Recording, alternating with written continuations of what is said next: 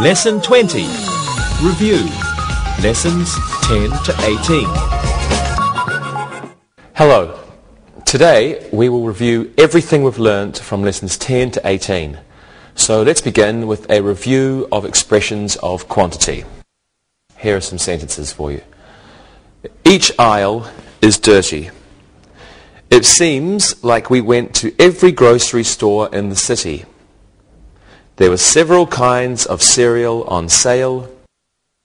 Ted's grocery store had many shoppers. Each and every and several and many are expressions of quantity. Now, each, every, several, and many usually come before a countable noun. A countable noun. Okay, we have some expressions of quantity that we usually put before a non-countable noun. They are a little and much and a great deal of. A great deal of plus non-count noun.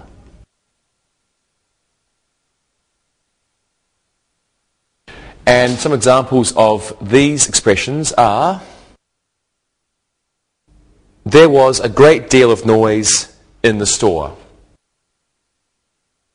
Okay, now some expressions of quantity can come before countable and non-countable nouns. And these are most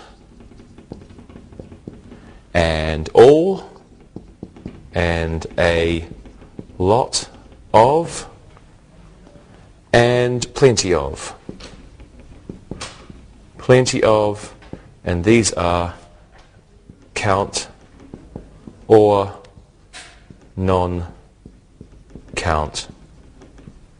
noun. Have a look at these examples. There were plenty of shoppers at the store. There was plenty of traffic in front of the grocery store. Plenty of shoppers, countable. Plenty of traffic, uncountable or non-countable. Okay, let's practice. We've got a lot of review to do today. Let's start with expressions of quantity. Lewis, do you enjoy the grocery store? If there are lots of beautiful women. Same old Lewis. Rosa, how about you? We never have much rice or sugar at home, so I always have to go. I guess I must like it. Okay, good. And Monica? Each time I go to the grocery store, there are lots of people, and I don't like going very much. Okay, very good. Thank you very much, everyone. Let's do a little look and listen. Look and listen. It costs $1 for an apple. Every deli smells the same. We should go to a couple of grocery stores. A number of shoppers were angry at the prices. Read and repeat.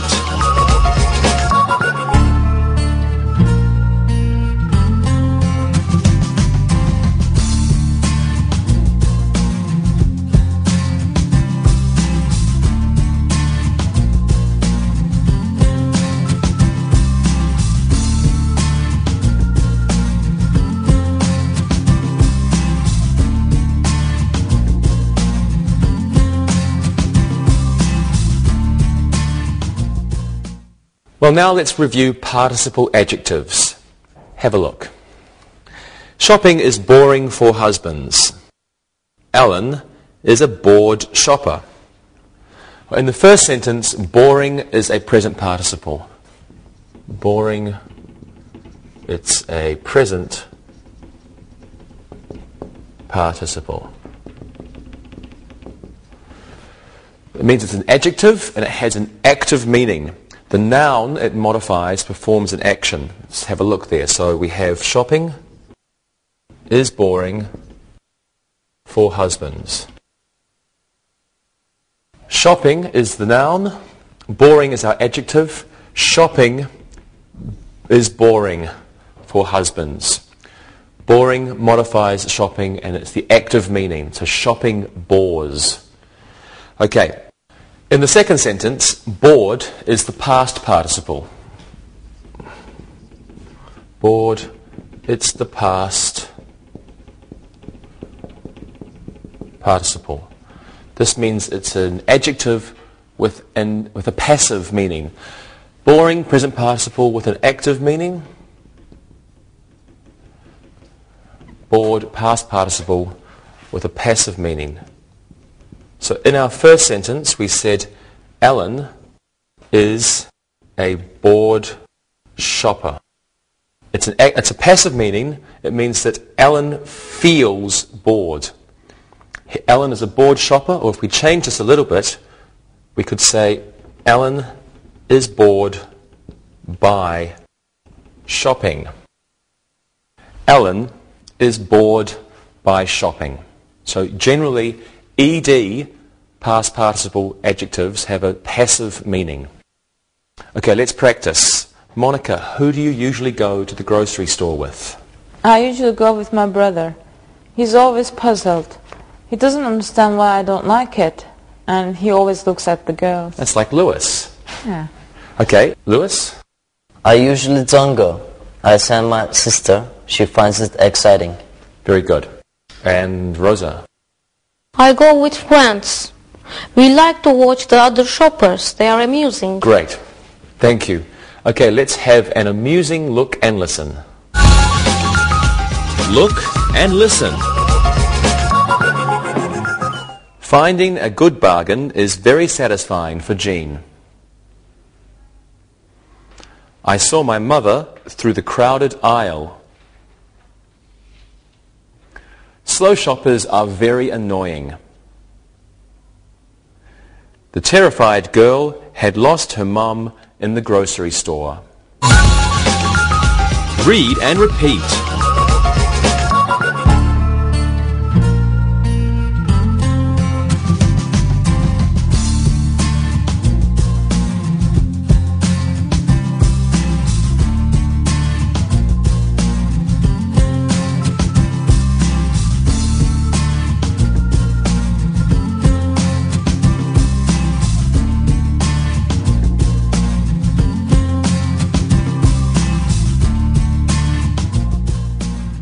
Okay, well now let's review different adjective endings called suffixes.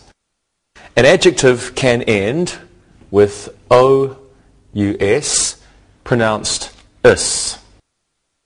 For example, it is dangerous to shop with a lot of children. An adjective can end with A-L, pronounced ul. The shoppers were playing musical chairs with their shopping carts. An adjective can end with I-V-E, pronounced iv. Tess is an attractive shopper when she dresses well. An adjective can end with A-B-L-E, which is pronounced ibble. For example, Liz never feels comfortable in that grocery store. And an adjective can end with F-U-L, which is pronounced full.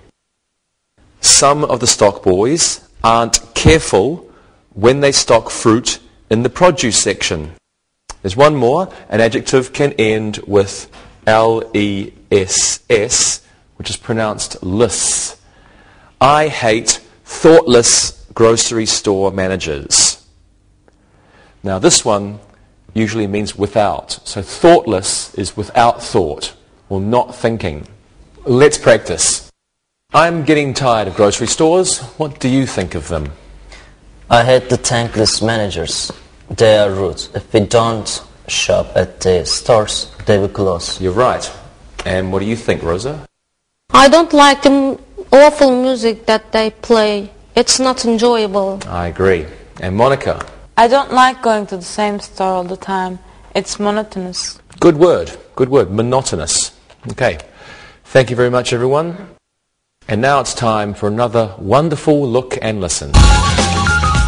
Look and listen. Unfortunately, food shopping is vital. The food in this store is hardly affordable. The massive grocery store had hundreds of shoppers. The thoughtful shopper let the elderly woman go in front of her in the long line. Read and repeat.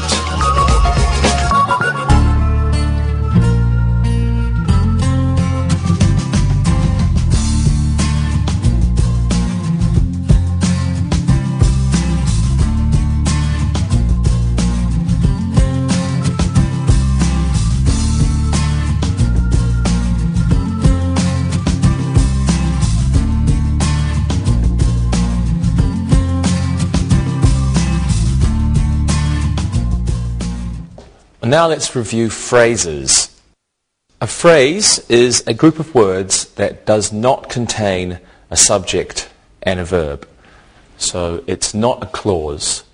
It's a phrase and it doesn't contain subject and verb. Subject and verb. Okay, a phrase can be used as a subject, as in this sentence, the children's slide was broken. Well, in this sentence, the phrase, the children's slide, is the subject. A phrase can be used as an object.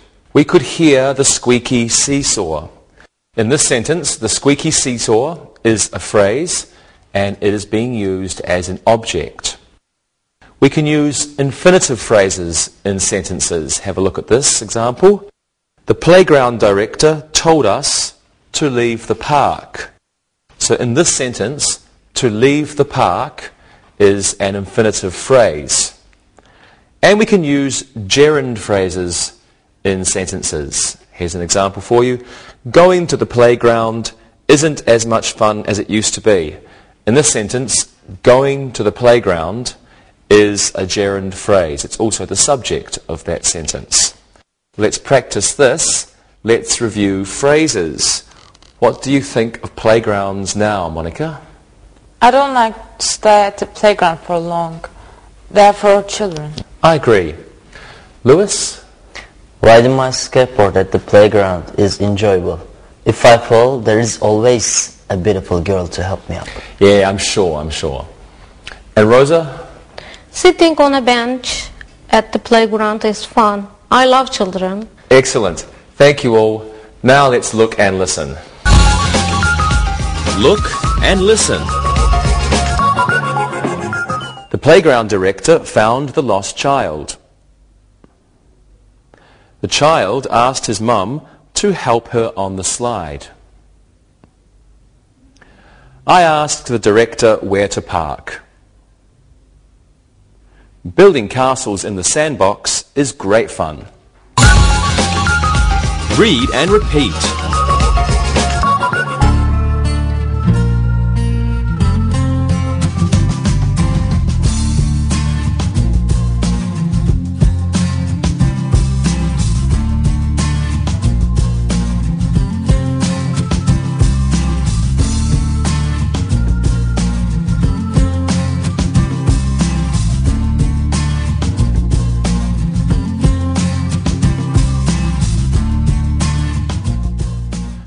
Well, now let's review noun clauses.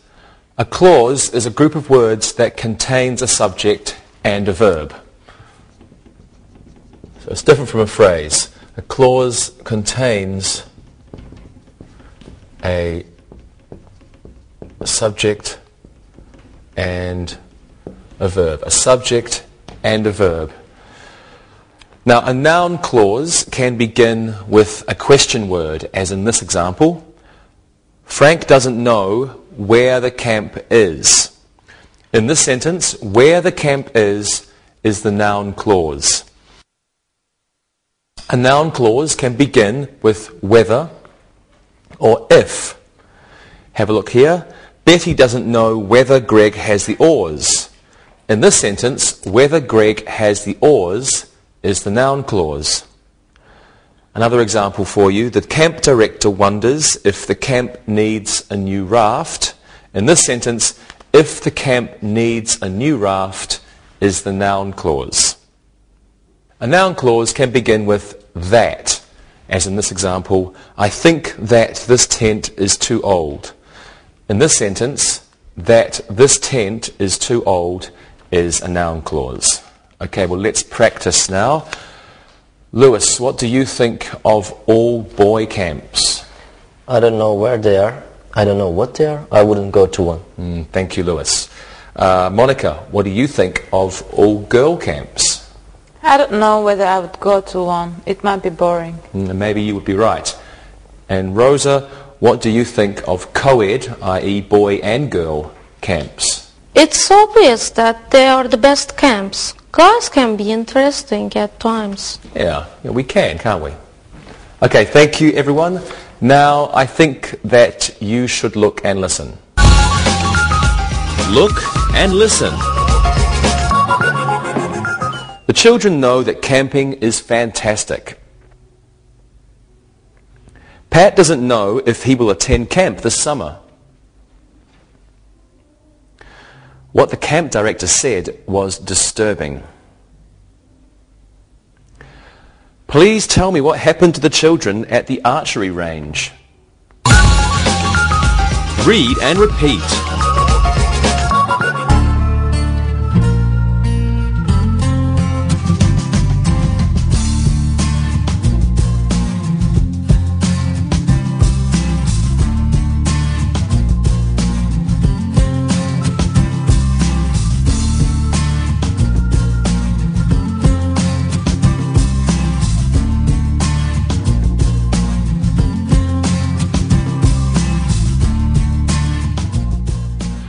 It's time to review reported speech. Now, reported speech reproduces the idea of another person's words. They give us the ideas, but not the exact words. In reported speech, there are changes in verb tense. Please have a look at these sentences. Quotation, the doctor is in. Reported speech, the nurse said the doctor was in. Now, when the verb in the main clause is in the past tense, the verb in the noun clause is in the past tense. So the reported speech was, the nurse said the doctor was in. We have the main clause here. The nurse said. The verb is in the past tense. So in the noun clause, this verb must be in the past tense. Past tense verb, past tense verb. There are changes in modal auxiliary verbs. For example, quotation, the doctor can't go. Reported speech, Gail said the doctor couldn't go. Quotation, the nurse will bring a cotton swab. Reported speech, he said the nurse would bring a cotton swab. There are changes in commands. Quotation, let's go to the doctor's office tomorrow. Reported speech, they said we should go to the doctor's office tomorrow. There are changes in pronouns and adverbs. The quotation is, the doctor said, I need your help. Reported speech, the doctor said that he needed my help. Quotation, the nurse said, I need them now. Reported speech, the nurse said she needed them then. Some verbs do not change. Quotation, Molly says the doctor isn't in. Reported speech, Molly says the doctor isn't in. This is usually when the verb in the main clause is in the present tense. Molly says, so the verb in the noun clause is also in the present tense. And some modals do not change. Quotation, Dr. Jones said, you should bring me a tongue depressor. Reported speech, Dr. Jones said that I should bring him a tongue depressor. Well, let's practice this now. What do you think of male doctors, Rosa? My mother said I shouldn't trust them. I feel more comfortable with the female doctors. Okay, if that's what makes you feel comfortable, that's fine. Monica? My father remarked that all doctors are bad. Really? All of them? I'm not sure about that. Okay, but Lewis, what do you think about female doctors? My dad said I could visit one if I liked, and of course, I liked. You will always be the same, Lewis. Okay, thank you very much, everyone. And now I think that you should look and listen. Look and listen. The patient said the nurse had been rude. Nancy stated that she might visit Dr. Moore next week.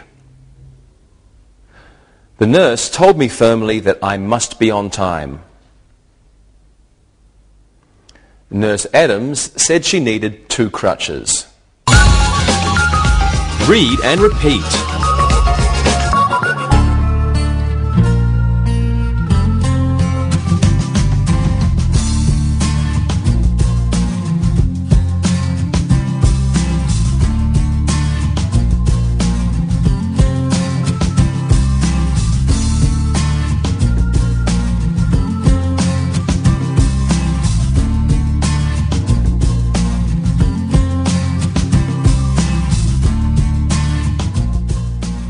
And now let's review adjective clauses. An adjective clause is a clause that modifies or describes a noun or a pronoun. An adjective clause usually comes immediately after the noun or pronoun it describes, and it usually begins with the relative pronoun that, who, or which. So sometimes adjective clauses are called relative clauses. We use that, who, or which. That for personal things, who for people, which for things only. Here's an example for you. This hotel is the one that has free breakfasts. So that may replace the subject of a simple sentence. It may refer to ideas, things, or people. Here's an example for you. The hotel manager, who was in need of sleep, was arguing with the concierge. Now, in this sentence, who may replace the subject of a simple sentence. Who replaces subjects that refer to people. That elevator, which is used by hotel employees only, is being repaired. Which may replace the subject of a simple sentence.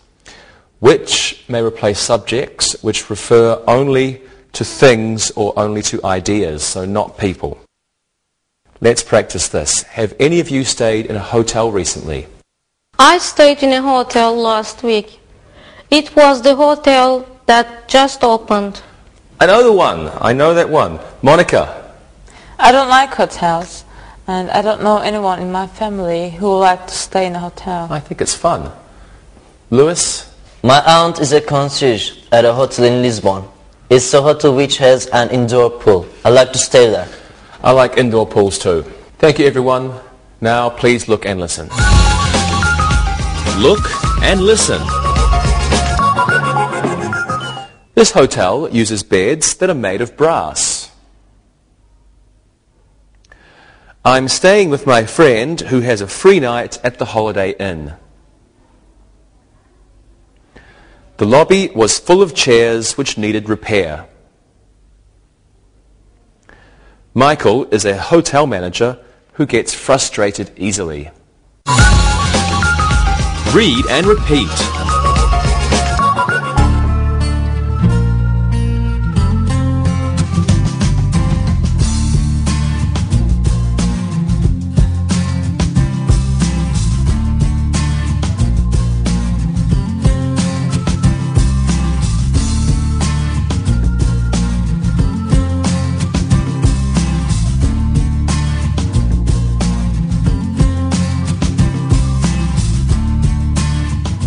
And now let's look at adverb clauses. An adverb clause is a dependent clause. Remember, clause has a subject and a verb. An adverb clause, it's dependent. It's a dependent clause. A dependent clause needs a main clause. It cannot be just on its own. It needs to have a main clause. Now, the adverb clause modifies a verb and they begin with certain words. There are adverb clauses of time. And adverb clauses of time begin with words such as after, or when, or before. Here are some examples for you. After the elf left, the fairies went to work. When the giant appeared, the helpless children ran for their lives. The drawbridge had already been lowered when the dwarves arrived. There are also adverb clauses of purpose, of time, and adverb clauses of purpose. These begin with so that. They tell us why something happened. Here's an example for you. Robin Hood robbed the rich traveller so that he could buy a ring for Maid Marian. There are adverb clauses of cause. And these clauses often begin with because. In fact, they do begin with because and since. Here are two examples for you. The soldiers couldn't enter the castle because the moat was full. And since it was raining, the fairies had to wait to fly out of the forest. There are adverb clauses of condition.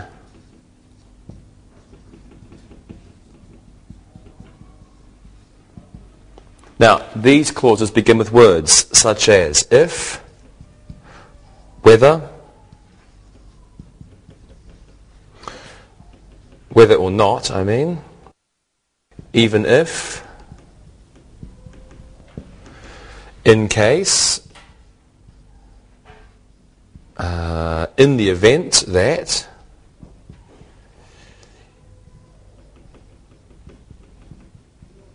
a few more still, in the event that, unless, and only if. So quite a few for the adverb clauses of condition. Here are some examples using these words. The elves will die if they don't find food soon. The prince will marry the village girl, whether or not the king likes it. Paul Bunyan can bring a tree down even if he doesn't have his axe. The queen will wear her crown in case the visiting king comes. In the event that there is a battle, the drawbridge must be raised. The giant won't leave the forest unless he is hungry, and the dwarves will be happy only if they finish their work. Okay, we have a few more yet to go. There are adverb clauses of contrast. I put this down here. Of contrast. Okay, these begin with words such as even though,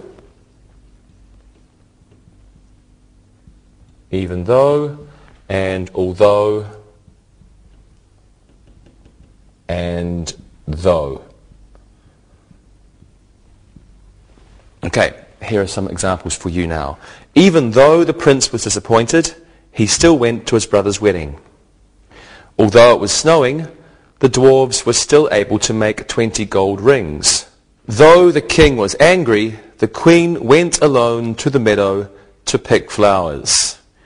And in these clauses, these words all have the same meaning.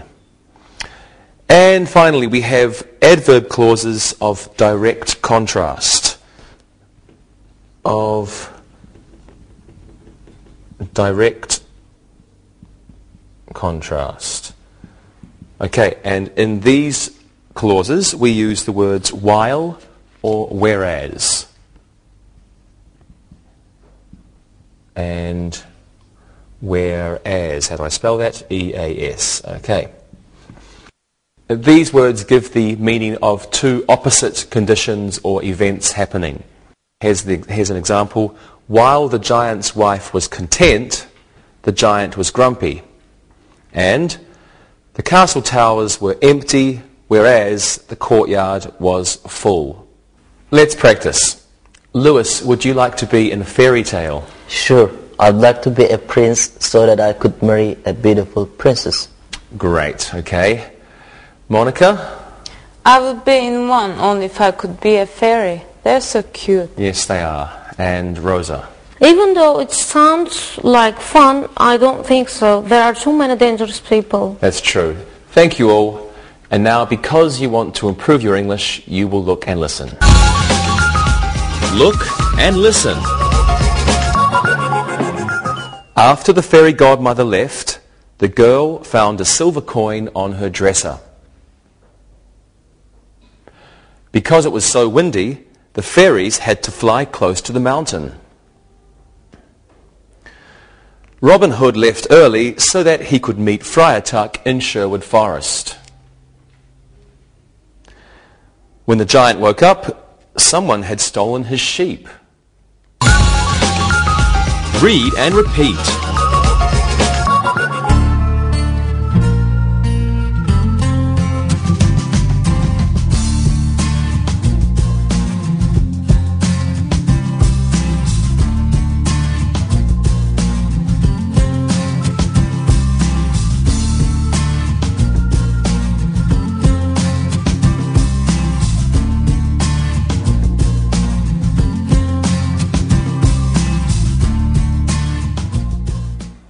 Let's finish our review with a look at phrasal verbs. A phrasal verb is a verb which is followed by a preposition, and there are several kinds of phrasal verb. So we have a phrasal verb. It is a verb plus a preposition. And there are several kinds. One kind is the inseparable phrasal verb. The preposition has only one possible position in the sentence, and this is after the verb. Please take a look. Robin doesn't care about diving. We will leave for the atoll in 20 minutes. Penelope should sit down and listen to the diving instructor. Okay, in each of those sentences, the preposition comes immediately after the verb, and in those phrasal verbs, it must always come immediately after the verb. Some phrasal verbs can have a noun or a pronoun between the verb and the preposition. Here are two examples of these types. Can you ask someone for information about diving in the Red Sea?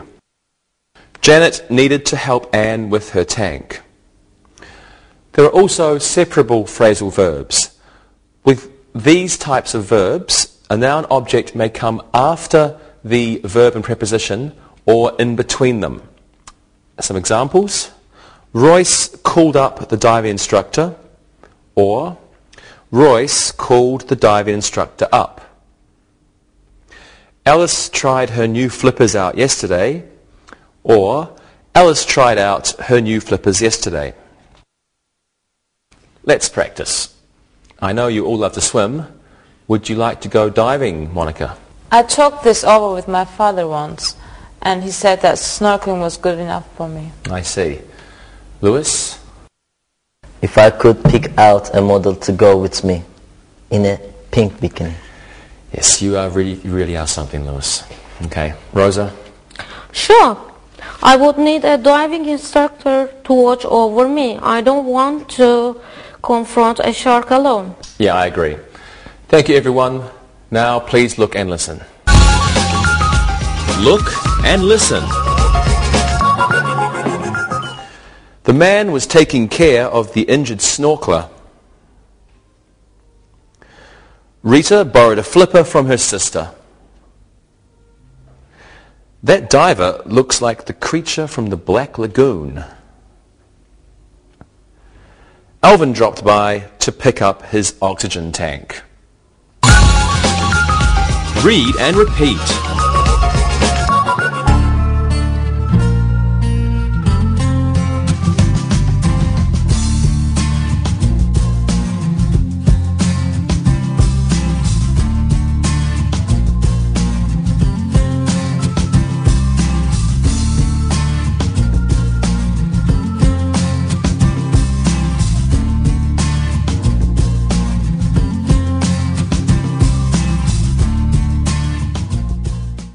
Okay, now let's do some exercises. Let's do some exercises using quantitatives.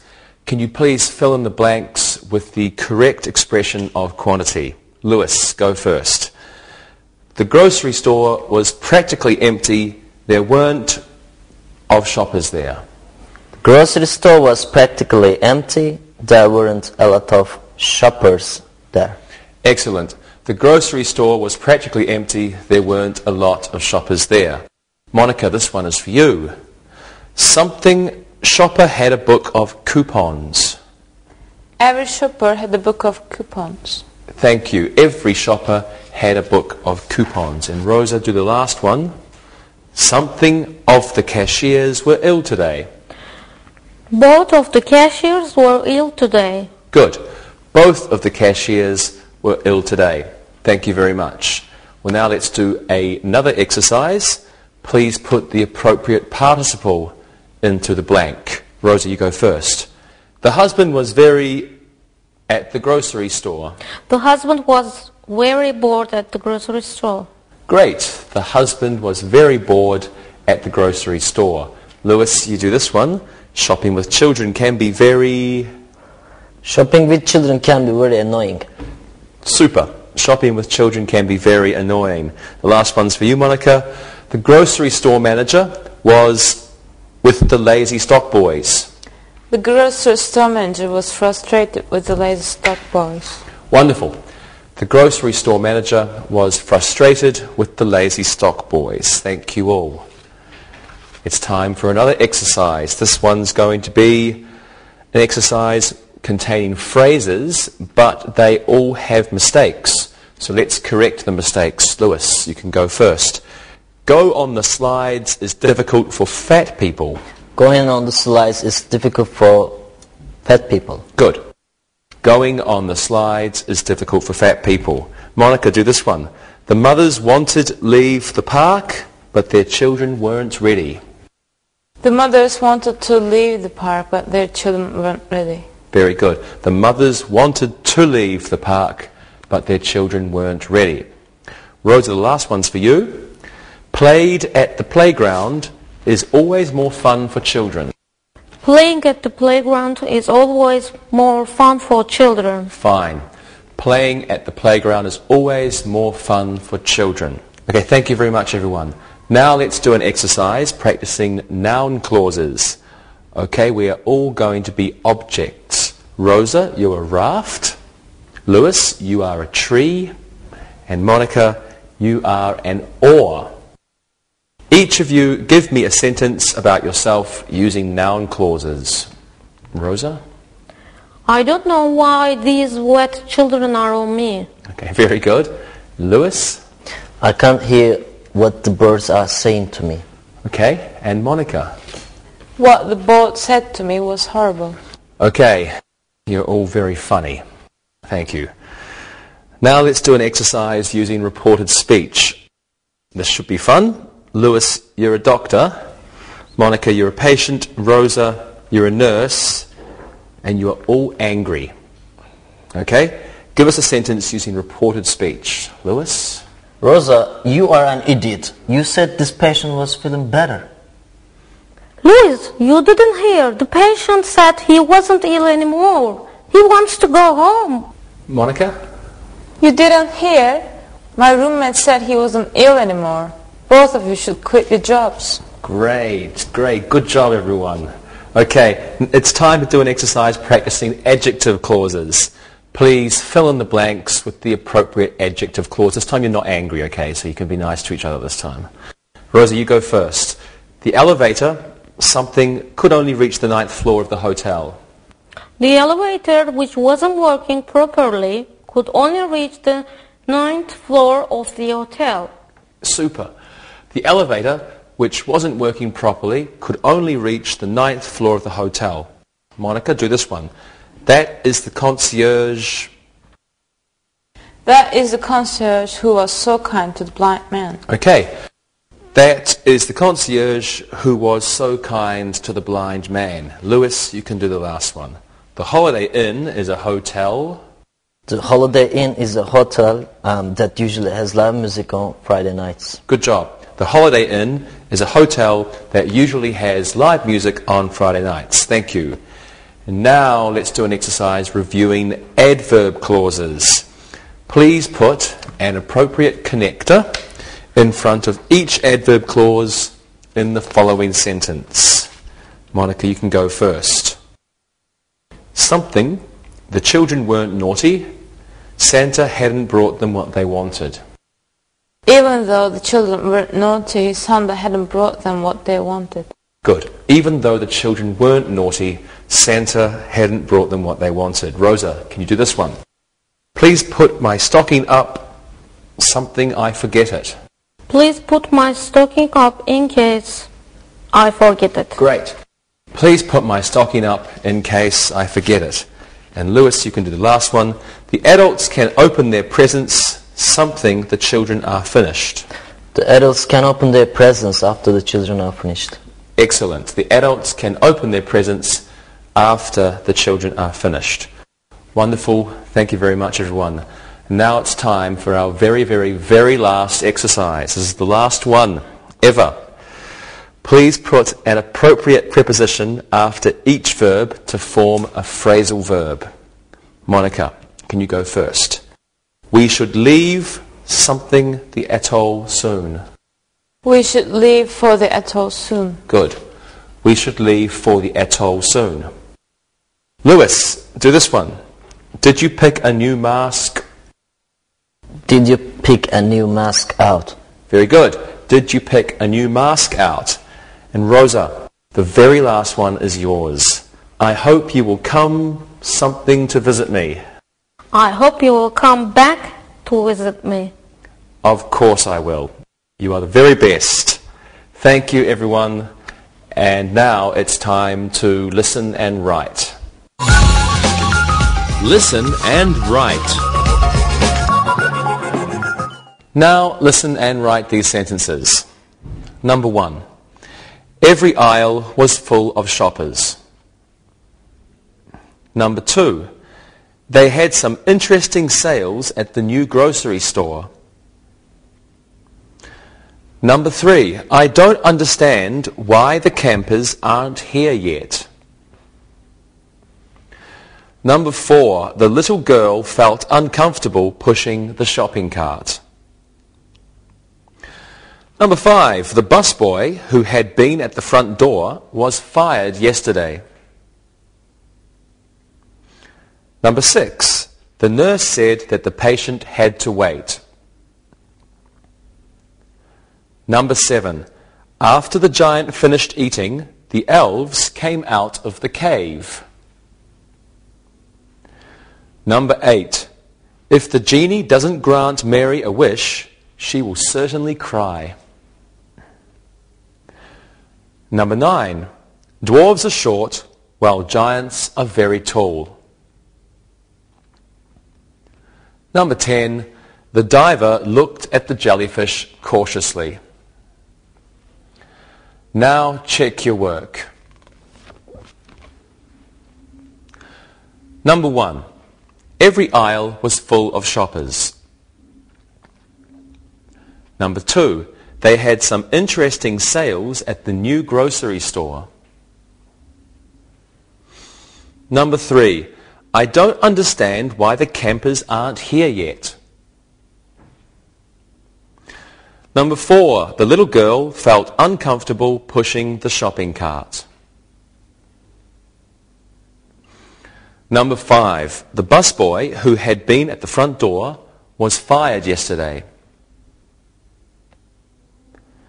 Number 6. The nurse said that the patient had to wait.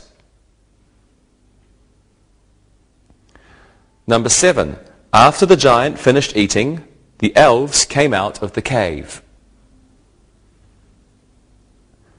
Number 8. If the genie doesn't grant Mary a wish, she will certainly cry. Number 9. Dwarves are short, while giants are very tall. Number 10. The diver looked at the jellyfish cautiously. Read the following story and answer the questions. read and answer. Frank has two businesses, a flower shop and a pet store. When he is bored with them, he likes to write short stories. He says that it helps him to deal with stress. It is also a useful hobby. He sometimes makes a lot of money from his stories. Frank is presently writing a story about a witch and her boyfriend. She and the boyfriend, who is really a vampire, have lots of fun. Because they are both evil, they play terrible tricks on people and animals. When they are finished, the witch takes off her broom and the vampire goes back to his castle. He usually sleeps in a coffin in the tower. They only meet about twice a week. As a result, the creatures that live in the forest are safe and secure most of the time. Now listen and answer the questions. Number 1, how many businesses does Frank own? Number 2, what does he do in his free time? Number 3, why does he write? Number 4, why is his hobby useful? Number 5, what is Frank's new story about? Number 6, why do they play terrible tricks? Number 7, what does the witch ride? Number 8, where does the vampire usually sleep? Number 9, how often do the witch and her boyfriend meet? Number 10, do the creatures in the forest feel safe and secure most of the time? Now check your answers. Number 1, how many businesses does Frank own? He owns 2 businesses. Number 2, what does he do in his free time? He writes short stories. Number 3, why does he write? It helps with his stress. Number 4, why is his hobby useful? He makes money writing his stories. Number 5, what is Frank's new story about? It's about a witch and her boyfriend. Number 6, why do they play terrible tricks? They play terrible tricks because they are both evil. Number 7, what does the witch ride? The witch rides a broom. Number 8, where does the vampire usually sleep? He usually sleeps in a coffin in the tower. How often do the witch and her boyfriend meet? They meet twice a week. And number 10, do the creatures in the forest feel safe and secure most of the time? Yes, they feel safe and secure most of the time. Well, thank you for studying with me and my assistants in this Level 3 English for You project. Remember to keep practicing, go over the tapes, or the VCDs, look at them again, learn your vocabulary, and practice, practice, practice. And if you meet anyone who speaks English, practice with them, say hello, they'll probably talk to you back. Okay, good luck and bye-bye.